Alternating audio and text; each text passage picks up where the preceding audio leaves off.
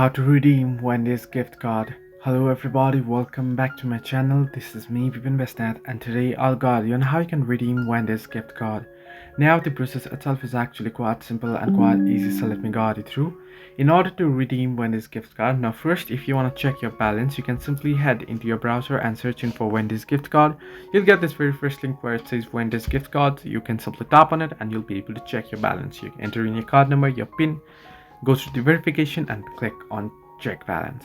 Now if you want to redeem it, now if you are on the application, I'll guide you through. What you can do is you can open up the application, right, the Wendy's application.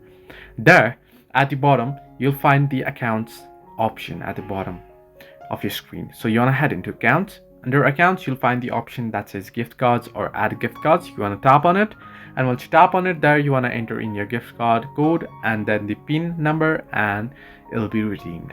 So this way you can redeem the Wendy's gift card. Hope this helped you. Do like and subscribe, and not forget to leave a comment down below if you have any further issues.